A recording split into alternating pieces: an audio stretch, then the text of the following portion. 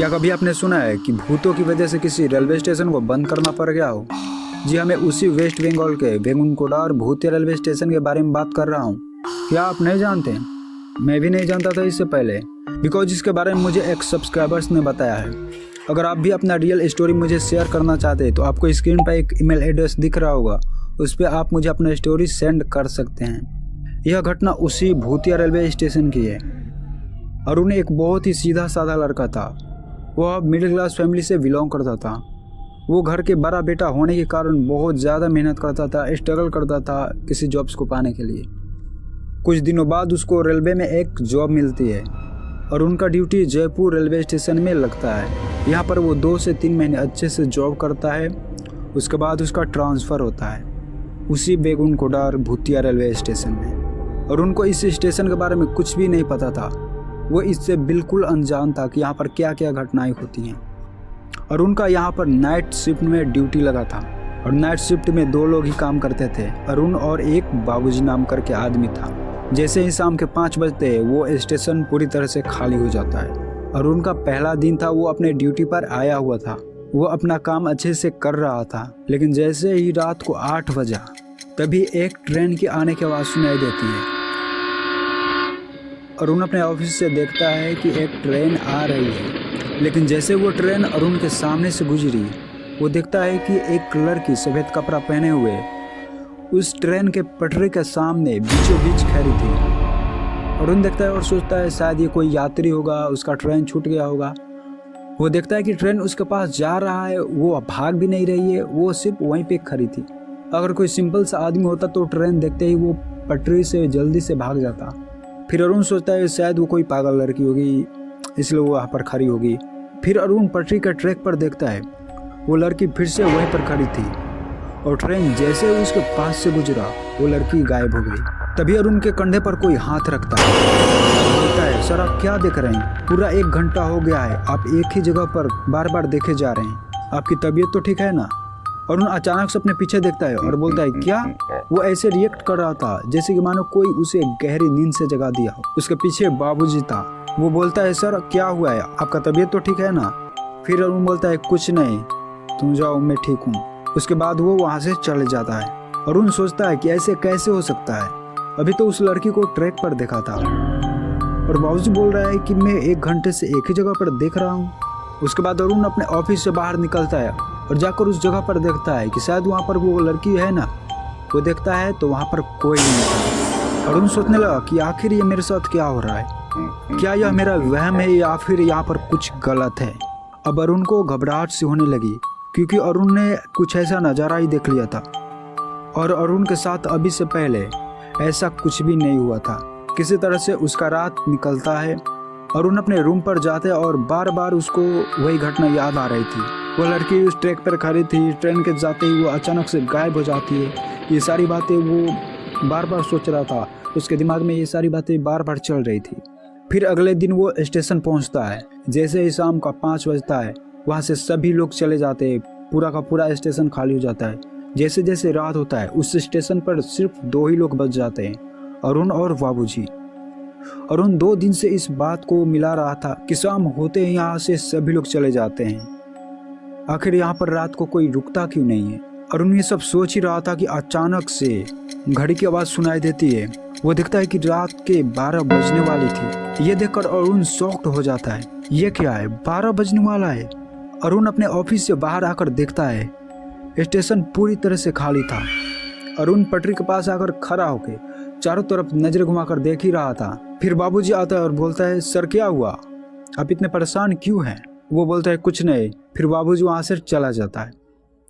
जैसे ही 12 बजते हैं एक बहुत ही तेज पुराने ट्रेन की आवाज़ सुनाई देती है और अरुण उसी ट्रैक के पास खड़ा था।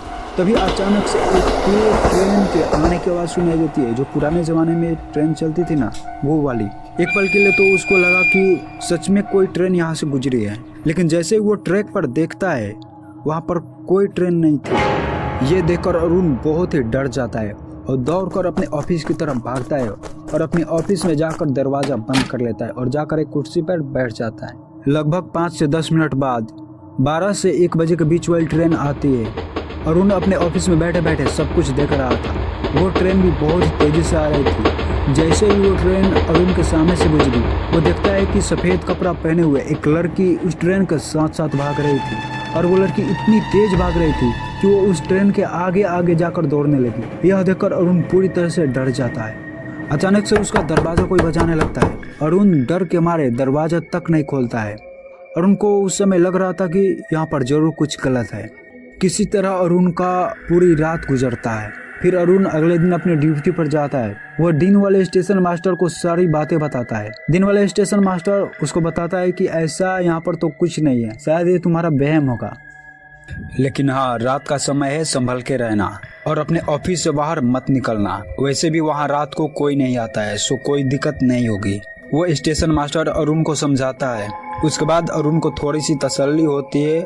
उसके बाद अरुण अपनी ड्यूटी पर चला जाता है। हर दिन के जैसा शाम होता है, रात होता है और पूरा स्टेशन खाली हो जाता है। स्टेशन पर सिर्फ अरुण और बाबूजी बच जाते हैं। आज फिर से रात के 12 बजते हैं। तभी एक ट्रेन के जाने की आवाज़ सुनाई देने लगता है। अरुण सामने देखता है, लेकिन कोई भी ट्रेन नहीं था। अरुण समझ जाता है कि आज फिर से वही घटना होने वाली है और वो सोच लेता है कि चाहे आज कुछ भी हो जाए, मैं ऑफिस से बाहर नहीं निकलूंगा। तभी अरुण को एक लड़की की रोने की आवाज़ सुनाई देती है। उसकी आवाज़ उसके पूरे ऑफिस में गूंज रहा था। उसके थोड़ी देर बाद ही फिर से एक बहुत ही स्पीड में ट्रेन आ रही थी और वो ट्रेन जैसे ही अरुण के सामने से गुजरता है, वो देखता है कि वही लड़की उस ट्रेन के साथ साथ दौड़ रही थी और वो इतनी तेज दौड़ रही थी कि वो उस ट्रेन के आगे आगे जाकर दौड़ रही थी। यह देखकर अरुण पूरी तरह से डर जाता है, मतलब वो पूरी तरह से अंदर से डर जाता है और वो अपने ऑफिस का दरवाजा पूरी तरह से लॉक कर देता है। अचानक से अरुण का नजर बाएं तरफ पड़ता है। देखता है कि बाबूजी अपने हाथ में चाकू लिए हुए एक लड़की को मारने के लिए जा रहा है।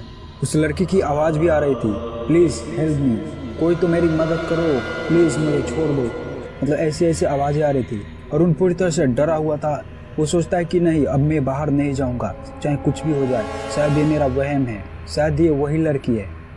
और जैसे ही वो अपनी आंखें बंद करता है, तभी उस लड़की की जोर से चीखने की आवाज़ आती है। अरुण देखता है कि बाबूजी ने उस लड़की को जान से मार दिया है। अब अरुण जल्दी से अपने ऑफिस का गेट खोलता है और दौड़ते हुए उधर जाता है और वहाँ पर जाकर देखता है तो वहाँ पर कोई नहीं था। यह देखकर उसका रूह तक कांप जाती है, क्योंकि उसने अभी वहाँ पर बाबूजी को उस लड़की को मारते हुए देखा था और अभी वहाँ पर कोई नहीं था। मतलब यह घटना बहुत ही डरावनी थी। उस समय अरुण का दिमाग पूरी तरह से सुन्न पड़ जाता है। तभी अरुण के कान के पास एक लड़के की हल्की हल्की हंसने की आवाज़ सुनाई देती है। तभी अचानक से उसके पीछे बाबूजी के चिल्लाने की आवाज़ें आती है।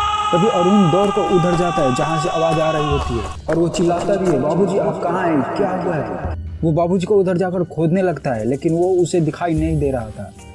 अब अरुण का दिल धक धक कर रहा था, क्योंकि ऐसी ऐसी घटना उसके साथ हो ही रही थी। थोड़ा आगे अरुण और जाता है और देखता है कि एक कोने में वही लड़की बाबूजी को जान से मारकर अपने बड़े बड़े दांतों से उसके हाथों को चिबा चिबा कर खा रही थी। अरुण हिम्मत करके बोलता है, कौन हो तुम और इसको क्यों मारा? लेकिन वो लड़की कुछ नहीं बोलती है। तभी वो लड़की अरुण की तरफ अपना चेहरा घुमाती है। इसका चेहरा देखते ही अरुण का हाल ऐसा हो गया था जैसे कि उसका सीना फट जाएगा। उस लड़की का चेहरा बहुत ही भयंकर था। उसके बड़े बड़े दांत थे, उसका बड़ा सा मुंह था और आंखें बहुत ही भयंकर थी। अरुण उसके तरफ देख ही रहा था कि अचानक वो लड़की अरुण के पास आ जाती है। उसके बाद अरुण को सिर्फ मौत ही दिख रहा था, उसके अलावा उसको कुछ नहीं दिख रहा था। जैसे ही वो लड़की अरुण की तरफ अपने बड़े बड़े नाखून वाले हाथों को ले जाती है और उसके गर्दन को जैसे ही पकड़ने वाली होती है, अरुण उसी समय बेहोश हो जाता है। अगले दिन जब सुबह अरुण का आंखें खुलता है, वो देखता है कि उसके बगल में बहुत सारे लोगों का भीड़ पड़ा हुआ है। वो उठता है और दौड़ कर जाकर देखता है, वहाँ पर बाबूजी का लाश पड़ा हुआ था। वो चुड़ैल उसको मार चुकी थी। इस घटना